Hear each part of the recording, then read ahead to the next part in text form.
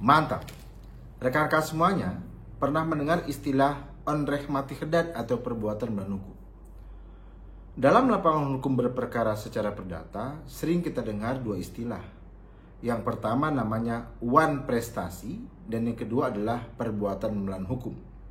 Apa itu perbuatan melawan hukum dan diatur di mana? Pada prinsipnya adalah mengenai perbuatan melawan hukum itu diatur dalam pasal 1365 KUH Perdata yang menyatakan begini.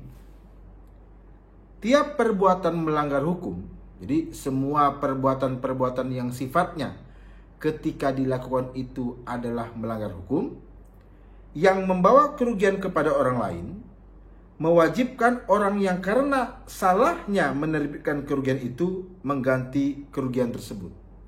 Jadi kalau kita tarik lagi, ada namanya hukum perikatan, rekan-rekan semuanya.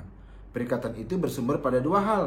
Pertama namanya persetujuan, kedua namanya undang-undang. Setiap pelanggaran terhadap persetujuan atau perjanjian masuknya ke wan prestasi. Dan setiap pelanggaran terhadap aturan undang-undang yang menimbulkan kerugian, maka masuknya ke perbuatan melawan hukum. Makanya tadi disebutkan tiap perbuatan melanggar hukum yang membawa kerugian kepada seorang lain mewajibkan orang yang karena salahnya menerbitkan kerugian itu mengganti kerugian tersebut, rekan-rekan semuanya.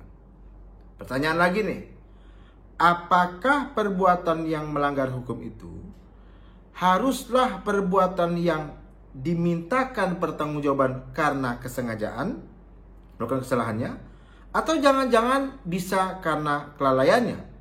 Maka kita baca pasal 1366 KUH Perdata. Pasal 1366 mengatakan begini. Setiap orang bertanggung jawab tidak saja untuk kerugian yang disebabkan perbuatannya, tetapi juga kerugian yang disebabkan kelalaian atau kekurang hati-hatiannya. Maksudnya, kalau ada orang yang sengaja berbuat atau artinya secara sadar berbuat gitu ya, yang ternyata itu melanggar hukum, wajarlah dia kemudian diminta pertanggungjawaban. Tapi ternyata juga ketika orang itu secara tidak sengaja, karena kelalaiannya, karena kekurang hati-hatiannya, menimbulkan kerugian bagi orang lain, maka tetap yang bersangkutan juga dimintakan pertanggungjawabannya. Contohnya, seseorang yang kemudian memarkirkan kendaraannya, tapi ternyata dia lalai untuk menggunakan rem tangan, contohnya begitu. Sehingga ketika dia mematikan mobilnya, kemudian dia keluar, tak lama kemudian mobil itu berjalan atau meluncur dan menyebabkan entah itu bangunan atau orang tertabrak, teman-teman semuanya. Tentu saja dia tidaklah sengaja itu terjadi, tapi karena kekurang hati-hatiannya tetap dia dapat dimintakan pertanggungjawaban sesuai dengan kembali lagi pada pasal 1365. Semoga video yang saya yakin sangat singkat ini teman-teman semuanya bermanfaat dan memberikan pengetahuan yang mungkin sudah punya dasar Anda tapi diperkuat lagi dengan video ini. Bila ada pertanyaan silakan tulis di kolom komentar. Insya Allah kami akan jawab dalam bentuk video. Kami memang tidak menjawabnya secara tertulis ya, tapi kami akan buatkan video-video yang khusus untuk Anda.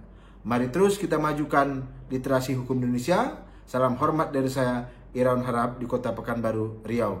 Mantap!